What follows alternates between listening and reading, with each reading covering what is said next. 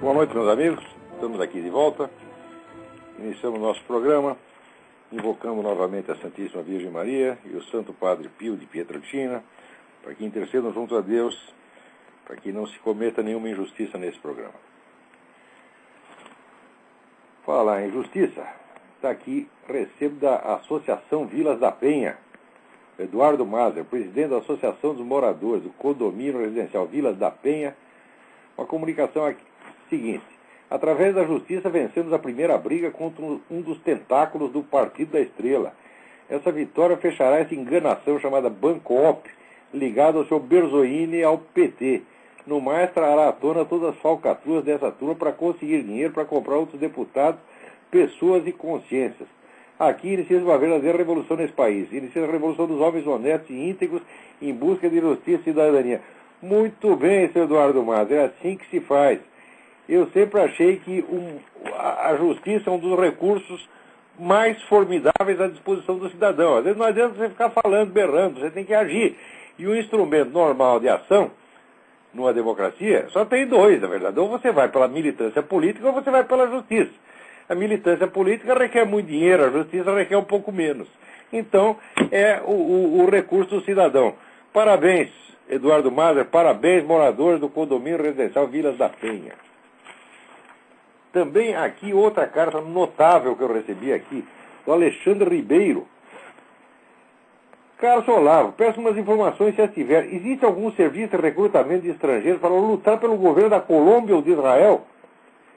Não sei se vier ao caso dizer, mas avaliando-me, entendo que não me resta outra maneira de servir o que é bom, a não ser como soldado. Alexandre, eu não sei responder a sua pergunta, mas você está de parabéns. É um negócio fabuloso. Quer dizer, no Brasil todo mundo está procurando um lugar para se encostar, para se esconder, está procurando alguma comedeira, algum tipo de, como é que se diz, de proteção e conforto, e você está procurando uma encrenca a serviço do bem. Eu vou pesquisar esse negócio para você, Alexandre, não garanto que vai conseguir, mas tinha que ler a sua carta aqui, porque, olha, aí um brasileiro notável, Alexandre Ribeiro. Né? Aqui também, tem uma carta aqui do Felipe Davi, que é muito importante essa carta, eu vou ler depois, mas primeiro eu quero comentar esse negócio. O senhor presidente da República disse que o prêmio Urso de Ouro, dado ao filme Tropa de Elite, vai projetar outro Brasil. Olha aqui, vai projetar os problemas do Brasil, mas também vai projetar as eficiências, vai mostrar para todo mundo que o Brasil não é apenas um país com lado ruim. O Brasil tem coisas ruins, o Brasil tem coisas boas, como qualquer país do mundo. Fala, bom, não é bem assim, né, senhor presidente? Primeiro, o filme é muito bem feito, ninguém nega, mas o filme só mostra merda, tá certo? E, na verdade, esse prêmio deveria ir para o senhor, porque se o rapaz, o tal do Padilha, é autor do filme, o senhor é autor da merda. Não é só o senhor, também não vamos fazer injustiça, tá certo? O seu antecessor, Fernando Henrique Cardoso, também foi maravilhoso. Eu me lembro do ministro dele, o Zé Gregório, né, toda hora passando a mão na cabeça de bandido, né, soltando sequestrador, né, mudando... tinha aquela lei que a aeronáutica podia abater avião de narcotraficante na Amazônia. O Zé Gregório sentou em cima dessa lei durante 8 anos, não deixou passar. Quer dizer, passavam os aviões dos narcotraficantes, né, narcotraficantes, contrabandistas, tudo que não presta passava. Agora, a lei não passava, né? Depois parece que passou, mas também tem uma certa dificuldade para poder aplicar a lei. É um problema que esse negócio já vai fazer, vão completar 16 anos nessa lenga-lenga, né? Enquanto isso, os aviões continuam passando, né? Agora, aqui eu tenho uma estatística, né, feita aqui pela Associação Brasileira de Jornalismo Investigativo, ABRAGE, que mostra, né, a evolução da arte do homicídio no Brasil. No Brasil não é só o cinema que evolui. A arte do homicídio evolui muito mais. Porque aqui, em 1980, 1979, 80, o Brasil tinha 10, 12 mil homicídios por ano. Já era muito. Era dobro dos Estados Unidos. Porque os Estados Unidos hoje tem 10 mil por ano, num país que tem o dobro da população do Brasil. E o pessoal aqui está assustado. Acha que 10 mil por ano é muita coisa. Tá certo? Então todo mundo está estudando o assunto, debatendo toda hora, ver o que precisa fazer. Tá certo? Agora, no Brasil, estava na base do 10, 12 mil em 1980. E daí, assim, enquanto durou a maldita ditadura, cresceu um pouquinho, né? Mas depois que veio a tal da democracia, que veio, né, a Constituição Cidadã do senhor Ulisses Guimarães, o negócio assim subiu, parece um foguete. Olhe lá, né, na página da www.abrage.org.br. O VUP, né, até passar o limite dos 50 mil homicídios por ano, né, em 2003, segundo ano do mandato do senhor Lula, né. E no ano seguinte baixou assim um tiquinho, mas ainda continua na base dos 50 mil. Agora, o mais bonito é o seguinte, é que esse pessoal todo que fica dizendo que não, a criminalidade é causada pela miséria, as pessoas vão né, traficar cocaína porque elas não têm emprego, coitadinha, não têm o que comer, então, né, o sujeito tem que comprar um fuzil AR-15, né, uma metralhadora Uzi, né, e 1 tonelada de cocaína, porque ele não tem dinheiro para comprar feijão, então ele tem que comprar tudo isso, coitado, né? Comprar cocaína, comprar metralhadora, comprar um fuzil e vender cocaína na praça, né? Então, é claro que essa teoria de que a miséria causa criminalidade, isso é uma empulhação, mas uma empulhação total. E olha aqui, olha que beleza, se você pegar aqui, né, em 1996, né, as regiões sul e sudeste somadas tinham 67% dos homicídios. O resto é dividido centro-oeste, norte, nordeste. Quer dizer, as regiões mais pobres é onde se mata menos. A gente começa a ganhar dinheiro. Eu tenho ouvido dizendo que você não pode dar dinheiro na mão de idiota. Tá? Põe dinheiro na mão do cretino, ele começa a fazer merda. Tá? Então, o que causa a criminalidade não é a miséria. Não é a miséria de maneira alguma. Isso se confirma mais ainda. Estatística depois, comparando 2005. Né? Somando aqui região sul e sudeste, também vai dar aqui 57%. O resto divide aqui no Nordeste, aumentou um pouquinho. Né? Mas ninguém vai dizer que o Nordeste ficou mais pobre nos últimos anos. O Nordeste progrediu nos últimos anos. Então, a criminalidade aumenta na medida em que você tem um crescimento econômico, tá certo? Numa sociedade anômica, numa sociedade onde você não tem uma unidade cultural, moral e religiosa, que é a condição básica da convivência humana. Né? Quando Deus escreveu aquele mandamento, né? Ama teu próximo como a ti mesmo, ele não está querendo dizer que isso é só uma coisa que você deve fazer, que é bom fazer. Não, ele está dizendo que isso é uma realidade. Ele está querendo dizer que o amor ao próximo é a base real da sociedade humana. Tá certo? Eu, agora que estou vivendo aqui nos Estados Unidos, eu entendo isso, porque aqui a gente vê, tá certo, o amor ao próximo funcionando no dia a dia. É uma coisa que existe realmente. Os caras aqui têm um instinto de ajudar o próximo, um instinto de solidário. Aí no Brasil não. Aí no Brasil só tem esse instinto quando tem uma campanha na televisão. Né? Aparece lá a Hebe Camargo, o Lula, né? O Zezé de Camargo e Luciano, dizendo, não, nós precisamos aqui socorrer as vítimas não sei do que, daí todo mundo derrama toneladas de lágrimas, né? E vai lá e dá o dinheiro para a campanha, né? Mas se o vizinho chega lá e pede uma xícara de café, uma xícara de açúcar, você manda tomar no cu na hora. Eu sei porque eu vi isso aí anos a fio. Né? Eu tomava um táxi lá no Rio de Janeiro, daí viu um moleque pedir, moço, dá um tolocadinho, né? O motorista, o que falava? Vai lá, moleque! Né? Assim, chegava, tá lá comendo um restaurante na beira da praia, chega o sujeito pedindo um prato de comida, o garçom quase desce a mão no infeliz. Isso eu vi anos a fio. Eu ficava horrorizado com essas coisas, eu falava, mas meu Deus do céu, essa é uma sociedade totalmente sem costura. É uma sociedade onde estão todos contra todos, então quem pode mais chora menos. Tá certo? Aqui nos Estados Unidos eu não vejo isso.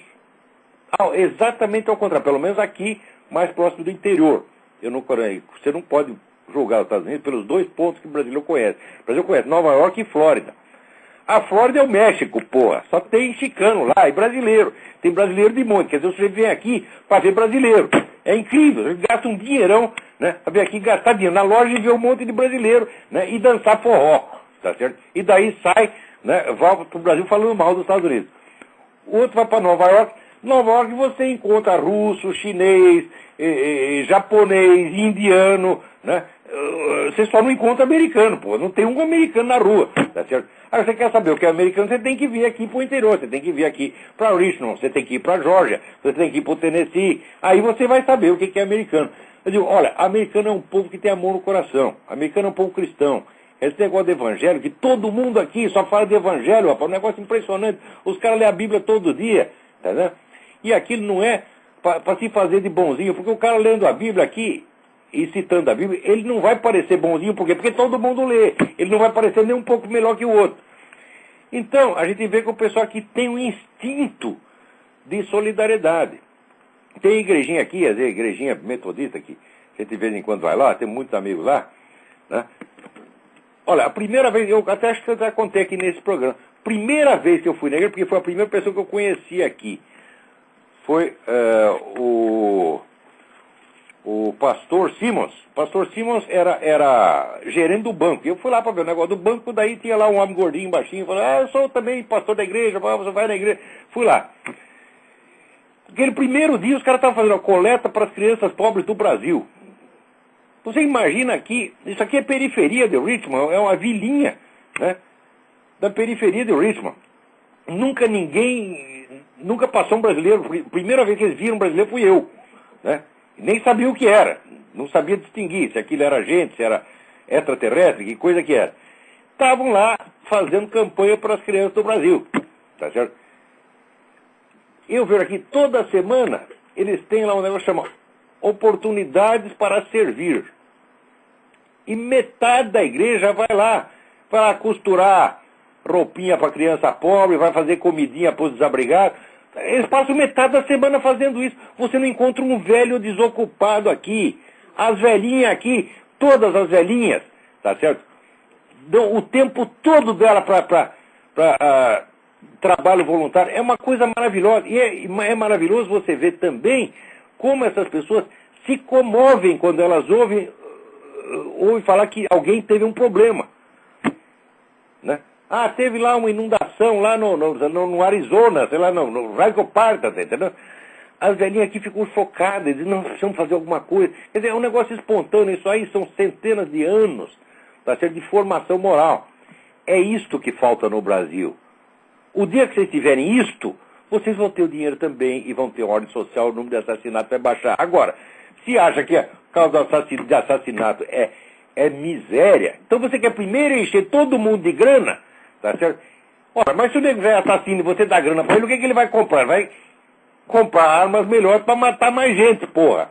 Quer dizer, não reconhecer que o problema do homicídio é um problema de ordem moral e achar que é um problema de ordem econômica já é um pensamento absolutamente monstruoso, tá certo? Mas isso aí se disseminou de tal maneira no Brasil, né, que eu, quando fui morar na Romênia, Romênia é um país 100 vezes mais pobre que o Brasil, tem até leproso na rua, não tinha violência, não tinha homicídio, né?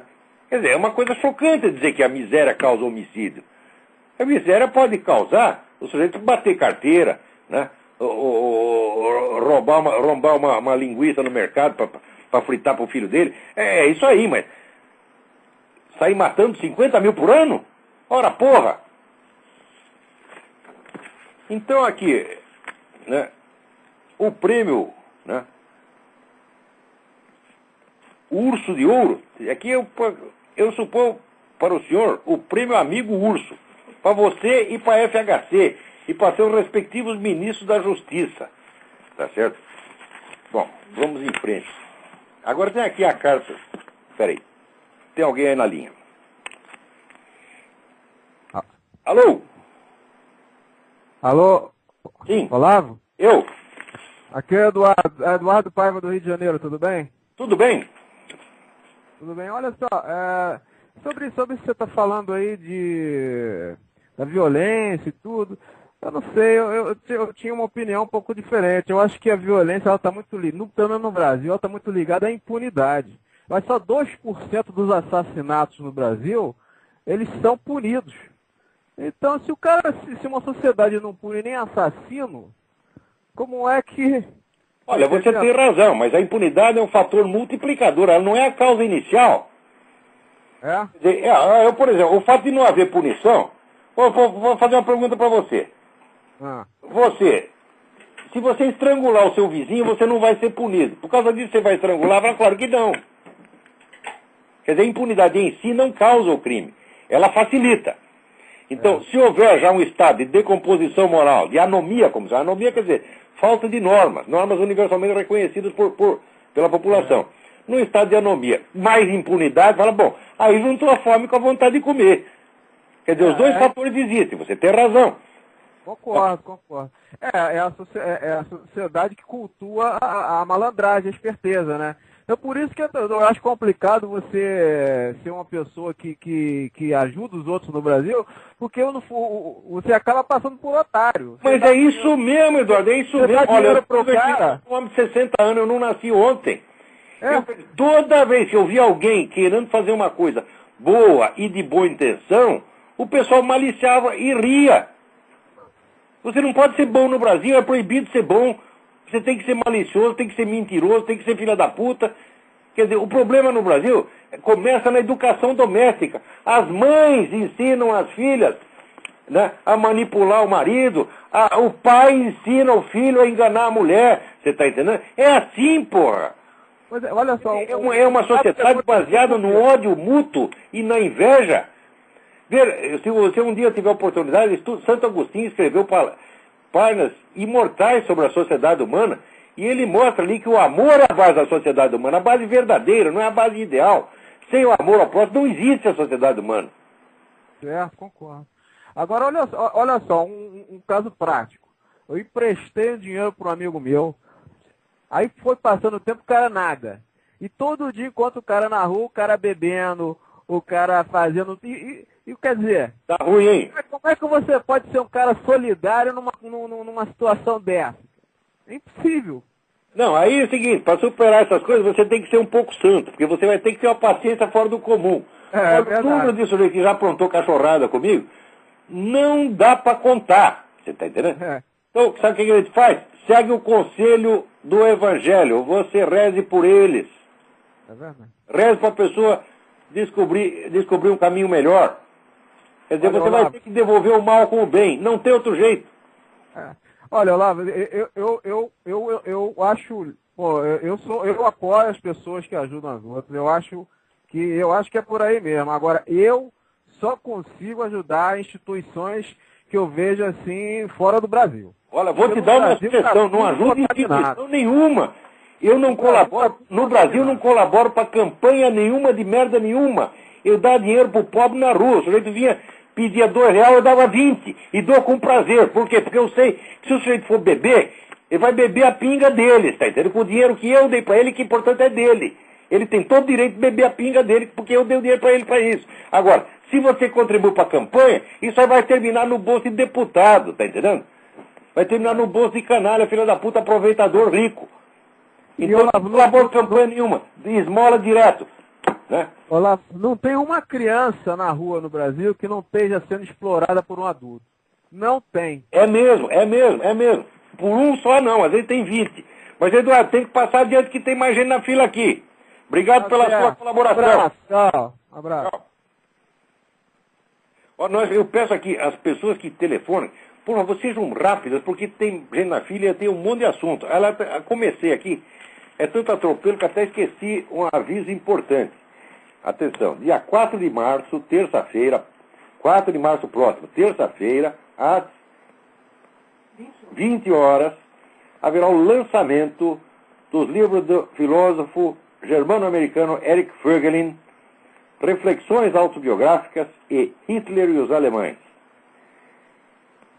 Isso será na Realizações, na Rua França Pinto, 498, São Paulo. Informações pelo telefone 55725363. 55725363 é 011, isso aí, São Paulo. E, na ocasião, haverá duas palestras. Uma palestra do professor Mendo Castro Henriques, que é professor da Filosofia na Universidade Católica de Lisboa e autor de um livro importantíssimo sobre Eric Voegelin, a filosofia civil de Eric Voegelin, E outra palestra de um tal de Olavo Carvalho, autor da mais impressionante sequência de palavrões do rádio brasileiro, depois do grande e inimitável Luiz Carlos Alborguete. Vamos lá. Tem outro telefonema aí. Importante. Alô? Alô? Alô, não estou ouvindo nada. Tá ruim essa ligação. Alô? E tá ruim, desliga, liga de novo. Não ouve coisa nenhuma. Desliga aí, liga de novo, por favor. Ficou muito ruim. E também quero lembrar vocês, de novo, o curso de Filosofia Política que eu vou dar aqui em Colonel Heights, na segunda metade de abril. Informações pelo telefone 041-3262-0100 ou 9974-4443, com o senhor Eduí. Agora, aqui tem uma carta muito importante do Felipe Davi. Eu queria dar uma atenção especial a essa carta. Ele diz: no seu último Blog Talk Radio, de 11 de fevereiro, você disse que as pessoas do Opus Dei são covardes por ficarem trancadas rezando e não terem feito declarações apoiando quando você denunciava o Foro de São Paulo. Queria entender melhor isso. Você disse que ficou sabendo do Foro por meio de uma pessoa pertencente à obra. Ele não conta? Também era covarde? Muito bem, então vou responder essa parte, depois eu leio o resto e vou responder. Eu fiquei sabendo do Foro por intermédio do meu falecido amigo, Dr. José Carlos Graça Wagner, que foi o primeiro sujeito que investigou isso em profundidade. Ele tinha um quarto da casa dele cheio de documentação sobre o Foro de São Paulo. E foi justamente com essa experiência que eu fiquei mal impressionado, não com a Opus Dei em geral. Tenho o maior respeito pela Opus Dei, acho uma coisa magnífica, foi uma coisa fundada por um homem santo, tá certo? Eu jamais falaria mal da Opus Dei enquanto tal. Eu posso falar mal da conduta, tá certo? De alguns dirigentes ou representantes, nem sei de todos, mas pessoas que publicamente representam a Opus Dei no Brasil, tá certo? E eu não acho que elas estão fazendo coisa errada, eu acho que eles estão fazendo pouca coisa certa, tá certo? E comecei a achar isso justamente graças a esse fato, vamos dizer, dessa experiência que eu tive com o Dr. Graça Wagner. Porque esse homem, durante 10 anos, pesquisou e descobriu tudo sobre o Foro de São Paulo, tá certo? E ele queria escrever um livro sobre isso e queria divulgar a coisa. Ele não teve ajuda nenhuma de ninguém. A partir do momento que ele deu uma entrevista a respeito no Diário Las Américas, aqui em Miami, falando do Foro de São Paulo e da conexão possível entre o Foro de São Paulo e o tal do Diálogo Interamericano, que é o think tank do Partido Democrata, a vida dele virou caos, tá certo? Houve uma montanha de processos, mas ele era um homem rico, perdeu tudo que tinha, ficou na merda total, tá certo? E o tempo todo dele, a advocacia, o escritório da advocacia dele tinha um cliente único que era ele mesmo, tá certo? Então ficava o tempo todo se defendendo de processo, ele já era velho, ele e a mulher, os dois velhinhos, foram ficando doente, pum, morreu. Tá certo? Ora, o material que ele tinha já era suficiente para que se divulgasse tudo sobre o Foro de São Paulo em 1995. Ele me pediu a minha ajuda, tá certo? Numa época eu estava viajando para a Romênia, então eu não podia fazer um livro com ele. Mas eu acreditava que, com o círculo de relações que ele tinha, inclusive não opusei, alguém iria ajudar e que aquilo em breve seria divulgado. Nada. Silêncio total. Quer dizer, como é que permite, como é que deixa um homem desse sozinho? José Carlos Graça Wagner foi um herói nacional. É um sujeito maravilhoso. Tá certo? É uma das pessoas de maior respeito que eu conheci na minha vida. Tá entendendo? E tudo que eu estou fazendo é divulgar os negócios do Foro de São Paulo, tal, em parte, vamos dizer, é homenagem póstuma a esse grande amigo que eu tive. Tá certo? Agora, o pessoal da Opus Dei deixou ele falando sozinho. Já era para o Brasil inteiro saber. Ora, tem muita gente da Opus Dei que escreve em jornal. Se 3 desses colunistas começassem a falar, na época que eu falei, ou na época que eu falei, ou até antes, que eles têm obrigação de falar antes, tá certo? A coisa teria sido estourada há muito tempo. E te digo mais, Lula não teria sequer chegado à presidência. Tá certo? Daí também, prossegue aqui o Felipe Davi. Quem deveria fazer declarações onde? Em que veículo de comunicação? Estou lhe dizendo. Eu conheço 4 ou 5 colunistas da mídia que pertencem ao Opus Dei. Tem gente na alta direção de jornais que pertence ao Opus Dei. Não posso dar nome, porque não me cabe meter na vida da pessoa. Mas te garanto que tem no Globo, que tem na Folha, isso aí tem. Procura que você acha. Então, não divulgaram isso porque não quiseram, porque são cagões. Tá certo? Por quê? Que são ignorantes e incompetentes, eu não posso acreditar. Espera aí, deixa eu atender um telefonema aqui, vou parar, depois eu volto. Alô? Alô? Alô? Ih, esse telefone tá ruim hoje, não se ouve nada. Desliga aí, não deu. Continuar aqui com a carta do Felipe Davi.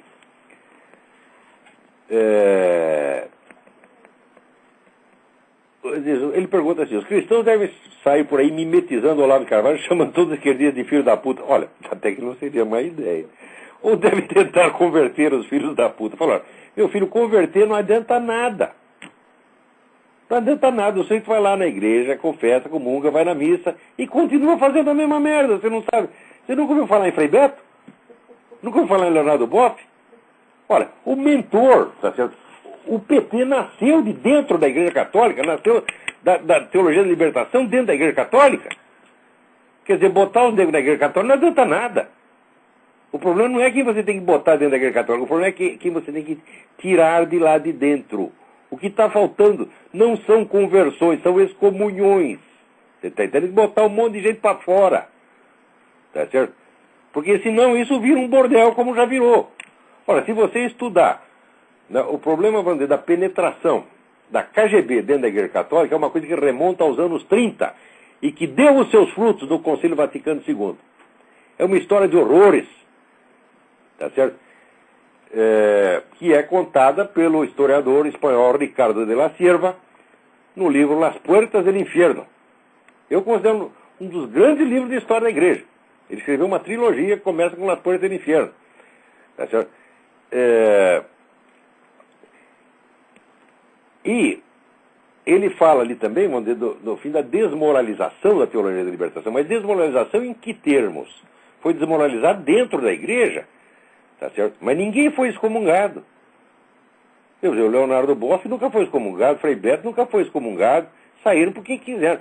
Excomunhão foi só para aqueles bispos conservadores, aqueles bispos de Campos, só para o Monsenhor Lefebvre, que era um homem santo, tá certo? Que nunca fez nada com ninguém. Por causa de um ato de desobediência, foram excomungados. Agora esses camaradas vivem, tá certo?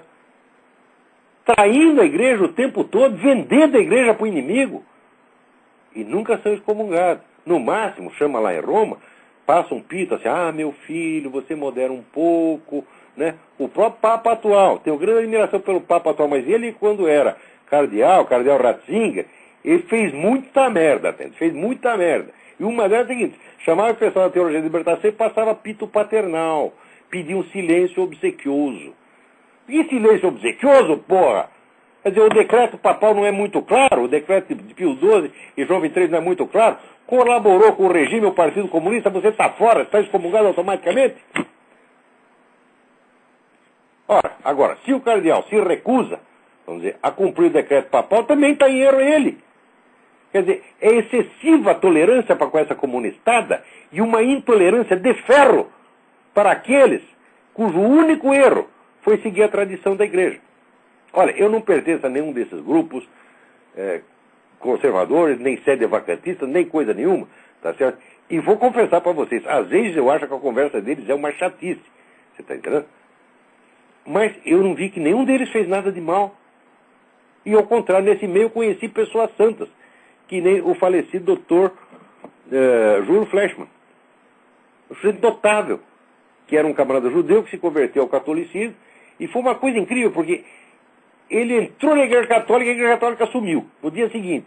Então ficou ele lá, defendendo a tradição, da qual ele tinha sido o último a entrar, que é, de certo modo, cumprindo a profecia, que os últimos serão os primeiros. Tá certo? Então, conheci muita gente santa nesse meio, tá, né? Então, o que tem de fazer é o seguinte, se você tem autoridade, excomungue os fulanos. Se não tem, pelo menos xingue-os. Pelo menos, no mínimo. Vamos lá. Tem alguém na linha aí? Santa Nessimérita, né? Alô? Quem é? O que tem de fazer é o seguinte. Se você tem autoridade, excomungue os fulanos. Alô, vem o telefonema aí e aparece a minha voz reproduzindo lá. Assim não dá. Quer dizer, você quando liga para cá, você tem que baixar o volume do seu computador. Senão vai aparecer, as vozes vão se multiplicar e isso vai virar uma meleca sonora. Mas aqui continua o Felipe Davi. Essa carta é muito importante, eu gostei da carta. Mas você não acha que do jeito que você fala, o sujeito para cair em si precisaria ser uma das pessoas mais humildes da face da terra para admitir que é um merdinha? Olha, eu não sei, eu me inspirei no meu amigo, né? Tem um amigo chamado Otto, quando era jovem, que ele, quando brigava com alguém, ele batia no sujeito e falava assim, confessa que é um bosta, e continuava batendo. Olha, todos sempre confessaram, nunca falhou. Então, isso aí deve funcionar. Outra coisa, o problema desses caras não está no nível da crença, das ideias, está no nível do orgulho pessoal, psicótico. Porque eles acham que são santos, eles acham que são maravilhosos, eles são dignos da admiração universal. Se você começa a conversar com eles, né, na base de passar a mão na cabeça e ser bonzinho, você está confirmando os camaradas na sua loucura. Você tem que acordar os caras da loucura, mostrar que eles não são nada. Você tem que humilhá-los. Não tem outro jeito. É a única maneira de você quebrar o orgulho do sujeito é você humilhá-lo. Então qual é a maneira de humilhar? Você mostrar para ele que você não o respeita de maneira alguma. Que nem eu fiz lá no Rio Grande, com o senador Henrique Fontana, dizendo, o senhor está desrespeitando o nosso governador. Eu falei, mas eu não o respeito mesmo. O sujeito diz que é campeão de masturbação e quer que eu o respeite, quer que eu lhe dê uma taça. Que porcaria é essa? Né? Então, nós temos que mostrar para essas pessoas a sua insignificância, a sua miséria humana, que é miséria igual a nossa. Nós não somos melhores do que eles. A única diferença entre nós e eles é o seguinte, nós sabemos que nós somos os coitados, os pecadores, os infelizes. Eles não, eles acham que eles são santos. O que nós temos que fazer? Temos que estourar um balão, minha gente.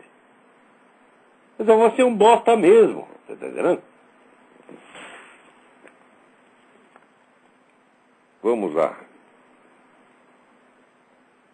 Agora, pergunta aqui o Felipe, né? Será a única forma de eu lutar? Claro que não, deve ter outras muito mais inventivas do que a minha. Agora, eu não vejo ninguém lutando. O problema nosso não é a variedade de formas de luta, tá certo? Só que eu vejo lutando é meia dúzia de pessoas que estão na internet. E sem contar o Reinaldo Azevedo, o Diogo Mainardi, tá? É sempre a mesma meia dúzia. Agora, existe uma grande diferença, mesmo nesses movimentos que começam a surgir, movimentos de ordem conservador, liberal, que começa a proliferar no Brasil, mesmo aí eu vejo uma grande diferença. O pessoal da esquerda, se você rastrear a história do PT e dos outros partidos de esquerda, você vai ver que esses partidos chegaram a ser o que são, graças a milhares de militantes anônimos que deram seu tempo, seu dinheiro, seu esforço e sua vida sem nunca esperar receber nada para si. São milhares de pessoas. Eu conheci muitas pessoas assim, no antigo Partido Comunista Brasileiro, você tem outras organizações de esquerda, né? Pessoas de origem operária, agricultor, empregadia doméstica, tá certo? Essa gente obedecia, fazia o trabalho que precisava fazer, fazia a parte sua do serviço, a parte anônima do serviço e nunca espera nada. Agora, toda essa turma liberal que começa a aparecer, tá certo? Eu só vejo moleque querendo brilhar. É muito chefe e pouco índio. Você está entendendo? Todo mundo virou intelectual de repente. Até o Rodrigo Constantino acha que é intelectual. Falou, durma-se com um barulho desse. Né? Quer dizer, o Rodrigo Constantino seria um sujeito bom para fazer panfletagem porta de fábrica, tá certo? Para ser um tarefeiro, como se chamava no Partido Comunista, tá certo? A militância conservadora e liberal também precisa de tarefeiro, mas ninguém quer ser tarefeiro. Só tem intelectual. Né? Mas ainda um monte de moleque que vê na chegada dessas ideias novas, que o sujeito leu lá nos meus artigos, pega 2, 3 ideias ali, descobre um filão, e ele vai explorar aquele filão para subir na vida. Geralmente, sabe, moleques de 30 anos, que ainda estão morando na casa da mãe, e fala, oba, aqui é a oportunidade, né, de eu sair da casa da minha mãe, eu vou dar um curso desse negócio aí, vou falar disso aí. Então começa a se autopromover, porra. Né? Lendo essas coisas, vamos dizer, imediatamente começando, vamos dizer, a usar como autopropaganda. Sem meditar a coisa profundamente, sem ter um pensamento responsável. Quer dizer, eu vejo isso acontecer. Eu vejo, não é isso que a gente precisa fazer. Tá certo? No mínimo, veja, a causa conservadora e liberal, ela é moralmente superior à do socialismo. Por quê? Porque ela não é uma mentira. Tá certo? Mas as pessoas que estão envolvidas, tá certo, não são necessariamente melhores. E, na verdade, se você comparar, são muito piores. Porque hoje você pode ver muita gente do PT enchendo os bolsos de dinheiro, né? A turma do MST, né? Nadando em verba pública, etc, etc. Mas durante 40 anos esse pessoal se esforçou sem esperar nada. Eu conheço muita gente que, acreditando em socialismo, deu a vida, deu o seu tempo, deu dinheiro que não tinha. Não tinha o tal do dízimo partidário, que o senhor dava 10%. Né? Essa gente dava dinheiro. Agora, se você pega o pessoal conservador, liberal, empresário, vou contar uma coisa para vocês. Em 1995, 96, eu inventei uma pesquisa, bolei uma pesquisa, fiz um projeto de pesquisa para comprovar por todos os meios científicos existentes a presença do viés esquerdista na mídia nacional. Era uma coisa facílima de comprovar cientificamente pelos mesmos métodos que são usados aqui pelo Media Research Center. Tá certo? Que é análise semântica do vocabulário e centimetragem. Bastava isso. Tá certo? Só que precisava uma equipe para fazer. E eu não podia fazer pessoalmente. Procurei tudo quanto é jeito, uma verbinha para fazer a pesquisa. Nunca consegui. Né? E também propus uma história, vamos dizer, da Revolução Cultural do Brasil, que também seria uma pesquisa envolvendo várias pessoas. Também não consegui. Depois apareceu o meu projeto o Centro de Estudos Ibn Khaldun, que era um estudo abrangente sobre a estratégia esquerdista no continente, feito por 12 pessoas que eram os maiores estudiosos da área. Tá certo? Houve dinheiro durante um tempo graças a um abnegado empresário lá do Paraná. Então acabou o dinheiro. Ou um sujeito tentou fazer alguma coisa. Note bem. Agora, e dinheiro para o PT? Né? Sempre sobrou. E dinheiro também para picaretagem liberal, para oba-oba liberal. Eu vejo aparecer aí instituições, institutos, das mesmas pessoas que 5 anos atrás me pediam para parar de falar do Foro de São Paulo. As mesmíssimas pessoas agora estão posando aí de os grandes representantes do movimento liberal. Vocês são, né, representantes, é de vocês mesmos, do seu bolso, da sua vaidade, tá certo? Então, se querem fazer um movimento conservador liberal sério, vamos parar com isso, gente.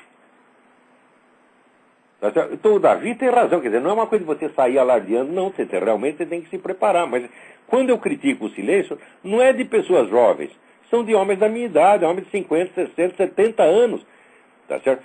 Que deixaram lá o Zé Carlos Graça Wagner na mão, quando ele precisava de ajuda. Quem é? Alô, quem é? Alô? Alô? Olá, aqui é Eduardo. Eduardo, oi. Olha só, Eduardo ou outro? qual é a tua leitura sobre a independência do Kosovo e a relação dos outros países em relação a essa independência? O governo brasileiro já emitiu uma nota dizendo que para poder dar nenhum palpite que vale a pena de ser ouvido. A minha opinião aí vale tanto quanto qualquer outro. Quando eu estudei o assunto, eu digo, olha, eu conheço e vou opinar com autoridade. Agora, se eu não conheço, esse assunto é complicado e requer um estudo específico. Eu não fiz esse estudo. Então, tá você vai me dispensar dessa. Tá legal, então um abraço. Um abraço, obrigado. Tem mais alguém aí na linha, vamos lá.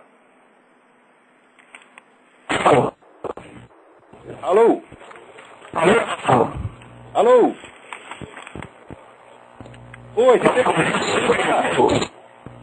esse telefone é um agente petista infiltrado. Não se ouve nada. Desliga, liga de novo. Falhou. Não se ouve nada. Nada. Você parece um tigre rosnando. É tudo o que eu escuto daí. Agora, eu queria ler uma carta aqui que eu recebi também. Então, Felipe Davi, lamento a minha resposta ser tão sumária, mas é o que deu para fazer aqui, né? Mas acho que você entendeu o meu negócio. É claro que os jovens têm que ficar quietos e estudar. Agora, o homem maduro, 40, 50, 60, tem que sair para briga, né? Agora aqui, Padre Eduardo, aqui. Querido Olavo de Carvalho, Padre José Eduardo, envio-lhe uma das manifestações vergonhosas católicas pelo direito de decidir. A cegueira pertinaz dessas senhoras, se é que merece esse nome, é realmente doentia. Talvez devesse lembrar, como bem recordou o Papa Bento XVI na última semana, que o inferno existe e não está vazio. Não está não, está cheinho. Né?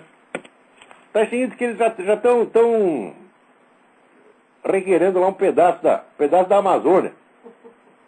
Para caber mais um pouco lá. Então, ele me manda aqui um documento dessas senhoras que elas insistem com esta coisa de dizer que são católicas. Olha, o sujeito pode se declarar católico por intenção, né?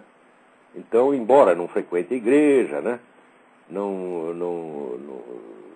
esteja, embora a sua conduta externa não seja nada de católico, ele pode ser católico no seu coração, tá certo? E isso, para Deus, é muito importante, tá certo? Porém, quando você documentadamente sabe que esse grupo, tá certo, é satanista praticante, então chamar católico passa a ser um estelionato. Isso é exploração da boa-fé popular. O lugar dessas senhoras é na cadeia. Senhoras, senhoritas, ou seja lá o que for.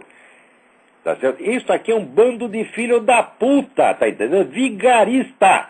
Já chamei de vigarista, digo e repito. E olha aqui, dona, tá aqui a senhora, acho que a senhora Kisling, não é? Como é que ela chama? Kisling, sei lá o quê, uma senhora americana aí. A revista de vocês publica odes a Satanás, tá certo? E vocês fizeram na escadaria da Catedral de St. Patrick, tá certo? Uma encenação blasfema em que nomearam uma das suas membras, Papisa, Joana I. Oh, e depois vem dizer que são católicos, eu vou pra puta que as pariu, dona. Vai enganar a mim. Ela disse, eu sou trouxa, mas eu não consigo ser tão trouxa quanto vocês querem. Então, tem que acabar, essa sociedade tem que ser fechada e essa mulher tem que ser posta na cadeia por exploração da boa-fé popular, por estelionato. Isso chama-se estelionato. Estelionato e falsidade ideológica. Quer dizer, você está falando em nome de uma instituição a qual você não pertence de maneira alguma. Tá certo? Olha aqui.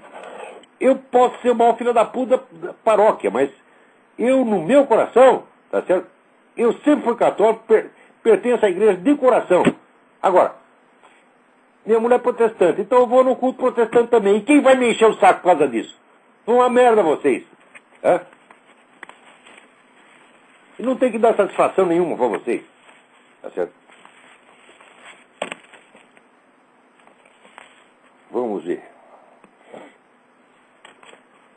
Agora aqui o Miguel Rosa me escreve aqui. Desde o tempo que descobri Ortega y Gasset, 25 anos atrás, que não tinha tanto prazer numa leitura como a sua me tem proporcionado. Muito obrigado, Miguel. Sou combatente por pura intuição, que não por erudição, do pós-modernismo que nos invadiu desde as nossas casas, nas discussões familiares, a literatura mais abjeta ou mais considerada.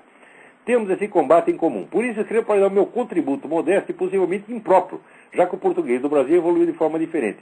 Assim, vejo que escreve recorrentemente malgrado, com L, com o significado de apesar de, não obstante. Em português de Portugal só existe mau grado e bom grado, com U. Mau grado e bom grado. Não existe mau grado nem ou bem grado. Ignoro-se o AIS autoriza. Olha, isso já se tornou costume no Brasil. Tá certo? Se eu pudesse, eu adotaria a norma portuguesa em tudo, porque em Portugal ainda se fala português, e no Brasil se fala uma coisa que eu não sei mais que raio de coisa é. Você está entendendo?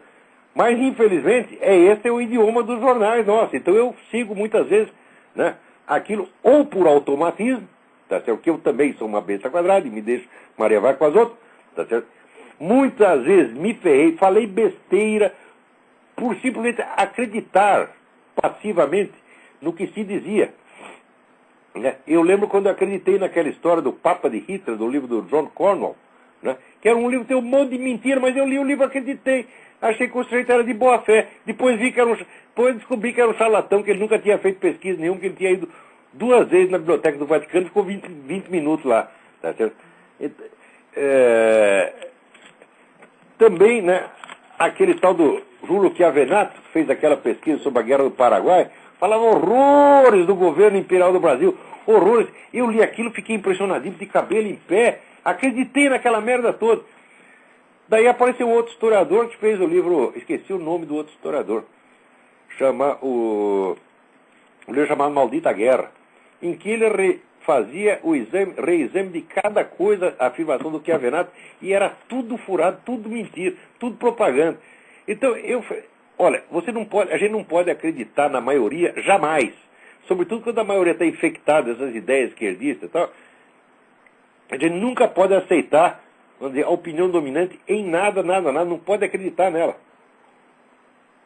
Eu vejo, no capítulo final do meu livro, Jardim das Aflições, eu vejo que eu ainda estava impregnado de uma visão brasileira, preconceituosa a respeito dos Estados Unidos. Metade da realidade americana eu ignorava. Por quê? Porque não se falava dela no Brasil. Então eu via, por exemplo, claramente, vamos dizer, a influência maçônica na formação americana, os membros da primeira Assembleia Constituinte eram todos maçons, etc. Eu vi isso. Mas a força do cristianismo desses maçons eu ignorava completamente. Então o meu último capítulo vai ter que ser... Não que o que está ali está errado, mas está faltando coisa, que depois, se algum dia for republicar esse livro, eu vou fazer mais um capítulo, né? Que pelo menos vou ter que dar um resumo ali do livro do Benjamin Morris, do caráter, natureza cristã das instituições americanas. Quer dizer, a força do cristianismo aqui era muito maior do que eu, com as minhas leituras, mesmo tendo viajado aqui várias vezes, podia ter percebido. Foi só morando aqui é que eu vi a força dessa tradição ainda aqui. Então, se eu já cometi esses erros muito maiores, por que não vou cometer mais esses? Todo mundo no jornalismo brasileiro escreve malgrado, a gente segue também, né? Eu nunca fui conferir a ortografia das minhas palavras uma por uma. Em geral eu acerto, tá certo? Raramente se assinala algum erro, mas eu acho que você tem razão, né? Agora, eu vejo o seguinte, em Portugal o pessoal sabe escrever. No Brasil, o melhor colunista que tem, qual é o jornal mais vendido no Brasil? A Folha de São Paulo.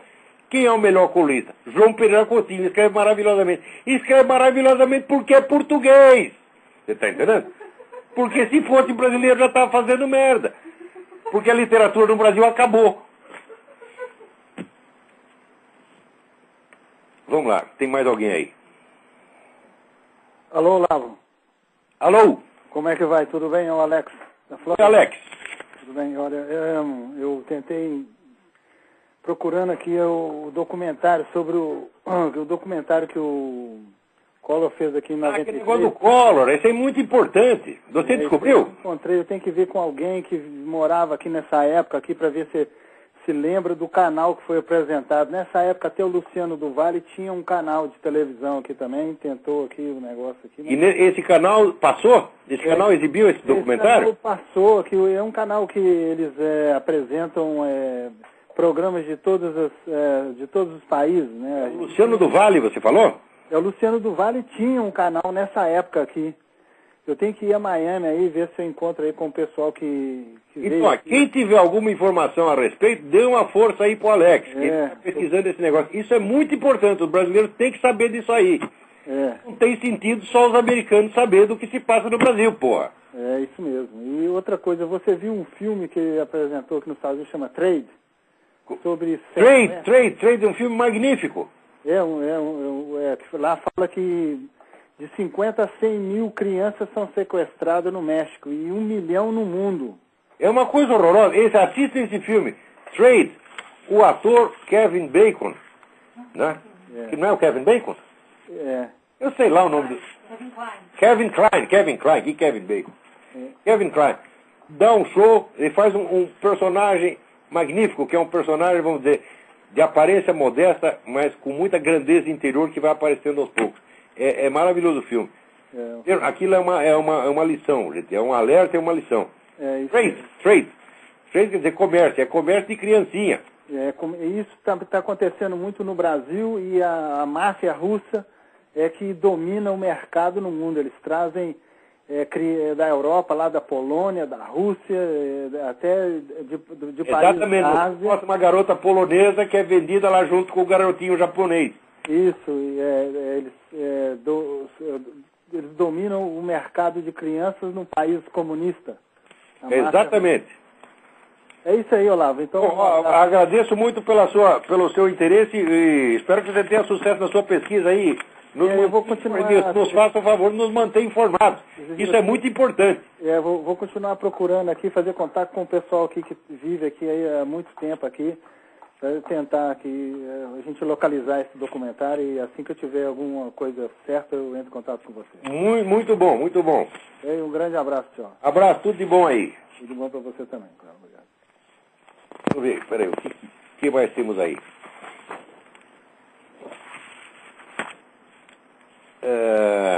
Olha aqui, o Cassiano me manda aqui um lembrete muito importante, em que ele fala de um discurso de Lenin, de 29 de junho de 1913, em que o Lenin, né, fala do aborto, e diz que o aborto é um dos sinais da decadência capitalista.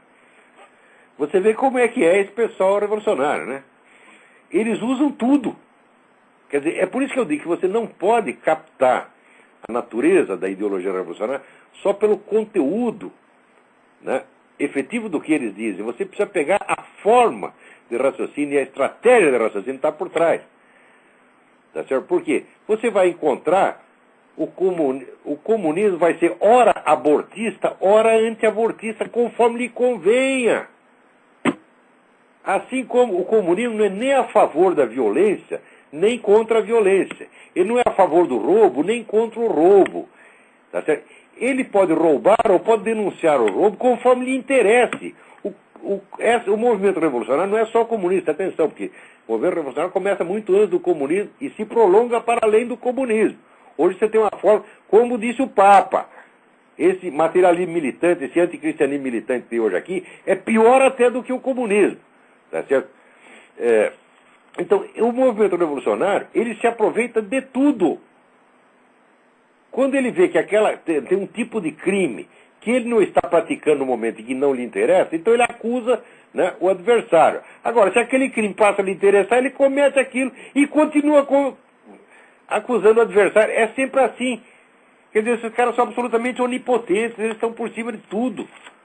Eles não têm compromisso nenhum com o que eles mesmos dizem. Quer dizer, a partir da hora que o sujeito meteu na cabeça que existe um mundo maravilhoso no futuro e que ele personifica esse mundo maravilhoso do futuro já hoje, ele passa a ter a autoridade do mundo futuro que julga o mundo presente e o mundo passado. E se coloca acima de toda a humanidade.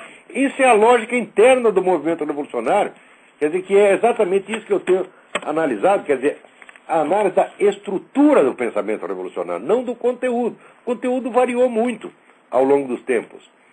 O movimento revolucionário começa, vamos dizer, com heresias cristãs, tá certo? E depois vai mudando, e toda hora muda de novo. Você está entendendo? E pronto, ora o movimento revolucionário quer o livre comércio, né? Ora quer a estatização completa, ele vai mudando de figura, tá? Conforme lhe interessa no momento. O que interessa assim, é manter a merda voando. A merda não pode parar de voar, você está entendendo? Então, é isso que eles têm feito há séculos. Agora, tem um monte de trouxa que acha isso lindo, né? Então, gente, eu acho que o nosso tempo aqui... agora aqui, só para... Henrique Garcia me pergunta se eu conheço filósofo cientista português chamado Heitor Pinto. Frei Heitor Pinto, maravilhoso, um autor maravilhoso, né? Que já se aventurou a comparar com... Se ele pergunta se eu já comparei a imagem da vida cristã do Frei Heitor Pinto com o diálogo de Platão. Mas certamente, né? E aqui, me pede aqui uma indicação sobre filosofia portuguesa em geral. Tá certo? Então, existe uma série de livros coordenada por um autor chamado Pedro Calafate. Pedro Calafate. que é a história do pensamento português. É uma série que já está em 6 volumes, um negócio maravilhoso. Lá tem tudo, tá tudo mastigadinho lá, tá certo? Agora, quando for estudar essas coisas, claro que no quinhentismo ali tem muitos personagens interessantes, como o próprio Frei Heitor Pinto. Mais recentemente tem um gênio da filosofia chamado Leonardo Coimbra. Não jamais podemos esquecer de Leonardo Coimbra, tá certo?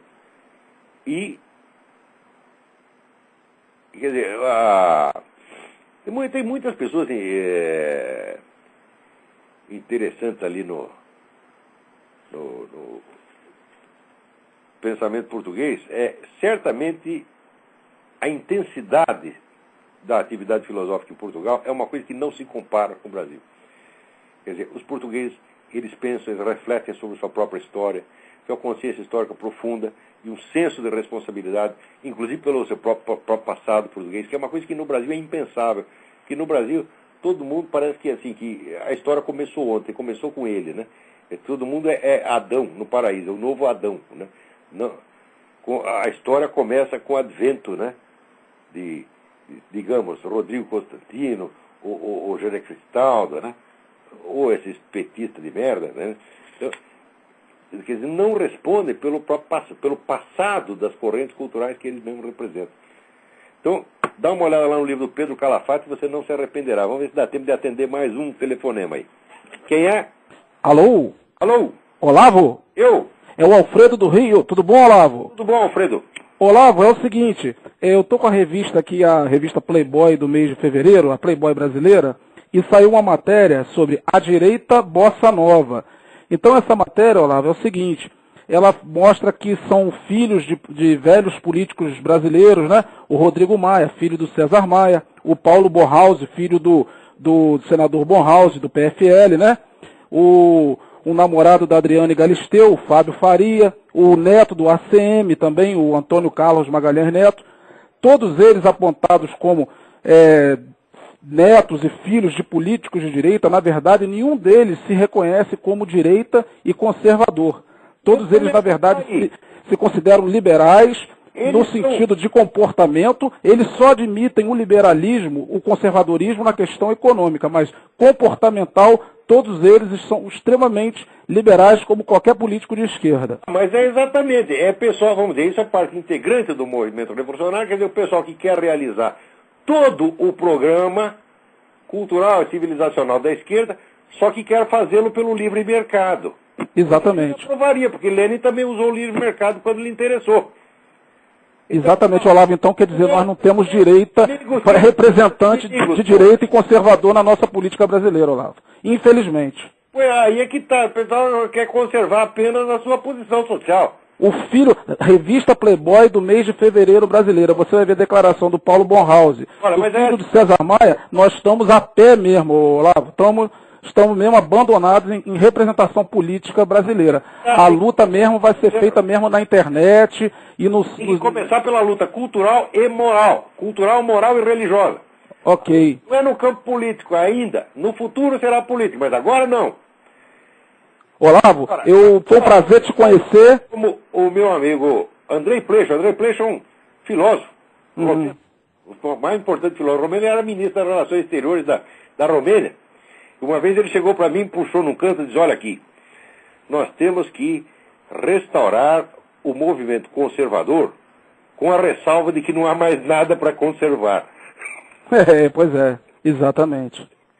Olavo, eu tenho aprendido muito com você nesses últimos alguns anos, há uns 3 anos para cá. É um prazer te conhecer, viu? O prazer é todo meu. Muito eu estou ligando, na verdade, do meu telefone fixo da minha residência, porque eu tentei ligar aqui de um sistema VoIP que não consegui falar com você. Era aquela ligação que você falou, deve ser um telefone, uma infiltração de algum petista, né? Mas não sou petista. Parecia um tigre, rapaz.